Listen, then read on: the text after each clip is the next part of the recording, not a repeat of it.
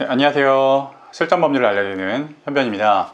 네, 오늘은 좀 용어, 이 개념을 좀 정리를 좀 해드리려고 해요. 제가 여러분들 댓글을 쭉 읽다 보니까 계속해서 헷갈리는 부분이 있어요. 소장, 고소장 이거를 계속해서 혼동해서 쓰시더라고요. 여러분들께서 고소장을 받았습니다 하고 제가 주의 깊게 읽어보면 민사소송인 경우가 있고, 또 소장을 받았다고 해놓고 형사재판으로 진행되고 있는 경우가 꽤 있었어요. 대체로 보니까 민사재판과 형사재판을 많이 혼동하고 계신 것 같았어요. 제가 오늘 정리를 좀 해드릴게요. 자, 소장과 고소, 이게 뭐가 다릅니까? 이 소장은 민사고 고소는 형사죠. 자, 민사소송에서는 소장을 보냅니다. 원고가 소장을 작성해서 피고에게 보내면 그때부터 소송이 개시가 되죠. 이때부터 시작이 된다는 겁니다. 자, 원고의 소장을 받으셨다면 피고는 30일 이내에 답변서라는 것을 제출을 해야 됩니다. 아니면 여러분들께서 불이익을 입을 수도 있죠. 자, 이 얘기는 다음에 또 기회가 되면 추가적으로 해보고요.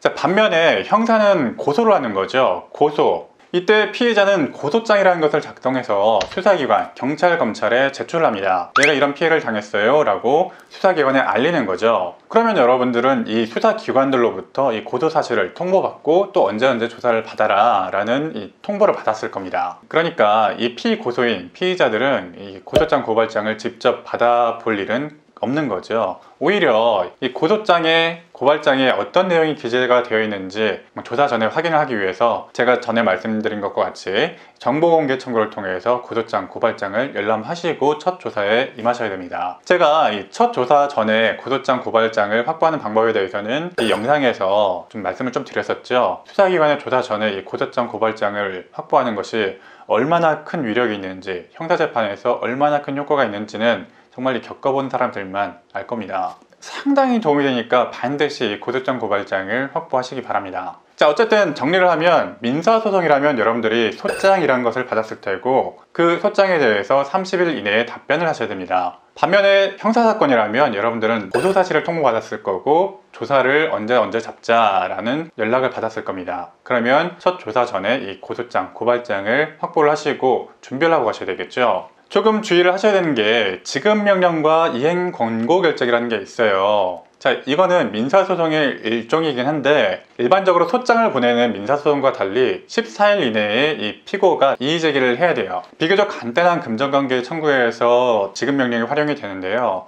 정말 주의를 하셔야 될 게, 만약에 14일 이내에 이의제기를 하지 않으면 확정이 됩니다. 이 확정된 지급명령은 확정 판결과 같은 효력이 있죠. 그러니까 여러분들이 혹시라도 이의를 제기할 것이 있고 나는 이런 채무를 가진 적이 없다 라고 하신다면 반드시 14일 이내에 이의 제기를 하셔야 된다는 것 꼭 기억을 해 두셔야 됩니다. 안 그러면 억울하게 여러분들이 채무를 덤터기 쓰는 경우도 생길 수가 있어요. 그러니까 반드시 이 기간을 놓치지 말고 이의 제기를 하셔야 됩니다. 자, 오늘 내용 간단히 정리를 하면요. 자, 첫 번째로 형사사건과 민사사건은 구분하셔야 되고, 민사사건이라면 소장을 받으셨을 테고 형사사건이라면은 고소사실을 통보받았을 거다. 적어도 저 채널의 구독자라면 이런 정도하고 혼동되지 말고 구별하시자.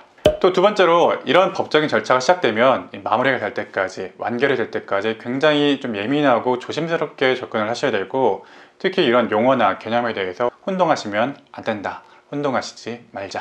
자, 세 번째로 기간 정말 중요하니까 기간 정말 놓치지 않도록 주의하셔야 되고, 특히 첫 번째 조사나 첫 번째 답변서, 이런 첫 번째 대응이 굉장히 중요하기 때문에 첫 번째 대응에서 기간 놓치지 마시고 대응을 잘 하시자, 이렇게 정리할 수가 있겠습니다. 자, 저는 오늘도 실전 법률을 알려드리는 현변이었습니다. 오늘 내용이 도움이 되셨다면 구독과 좋아요 꼭 눌러주시기 바랍니다. 시청해주셔서 감사합니다.